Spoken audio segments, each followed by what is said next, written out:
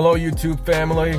The purpose of this video is to show you how to fix an O2 sensor problem that is preventing your vehicle from passing the emissions inspection. And this fix will not cost you a ton of money. If you live in a state such as I do in New York, if the O2 sensor in the vehicle is not ready, your vehicle will not pass inspection. Right now, I'm in my 2012 Chrysler Town & Country van, and I'm going to show you the printout I have that my van did not pass the New York State emissions test. And here it is. Emission fail. There are actually two problems preventing my vehicle from passing the emissions test, and being that I have an old vehicle, I didn't want to spend a great deal of money to get this van to pass inspection. The first issue was the catalytic converter. My dashboard was showing a check engine light. When I plugged in my scan tool, I received a P0420 code, which means there's a catalytic converter problem. It means the catalytic converter is not properly converting exhaust gases into harmless pollutants. From what I've read, if the catalytic converter is less than 95% efficient, that's enough to have the engine light come on. After talking to my mechanic, I found out it would cost $2,500 to replace the catalytic converter. I really didn't want to spend that kind of money on this old van. The second issue was that the O2 sensor was not ready, and this is what this video is going to be about. I'll be talking about that momentarily. Now, the first issue I was able to find a fix for on YouTube. And I want to give a big thank you to Scotty Kilmer's video on how to resolve that issue. In a nutshell, to resolve that issue, you add a gallon of lacquer thinner to half a gallon of fuel and then drive your vehicle for 150 miles. And I've included a link to Scotty's video below, so if you do have this issue, you can get more in-depth information.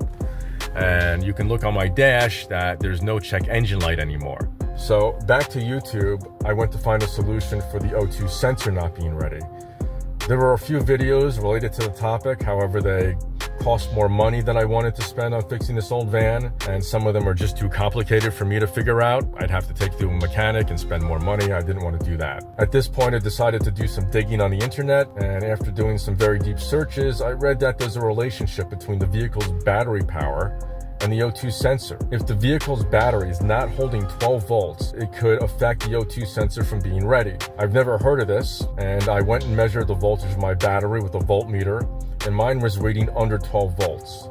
And I'll include a screenshot of the battery voltage. I did consider replacing the battery, but once again, not necessarily a cheap solution considering the cost of the battery, a quality battery, and labor. Instead of replacing the battery, I purchased a Trickle charger and charged the battery to full capacity. It took me about 2 hours. Once that was completed, I immediately took my van on a 45-minute drive cycle on the highway at 60 miles per hour. Now, what I don't want you to do is charge the battery one day and wait to the next day to take your vehicle out. You want to immediately perform the drive cycle right after you charge the battery. After completing the 45-minute drive cycle, I went home, I pulled into my driveway, I turned the van off, I let it rest for 5 minutes, then I turned the van back on and plugged in my scan tool. And the O2 sensor now had a green check mark indicating that it was ready.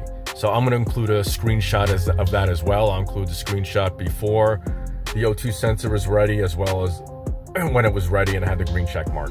So if you're looking for an inexpensive solution for the O2 sensor issue, I strongly suggest you give this a try. A Trickle battery charger can be purchased for a few dollars.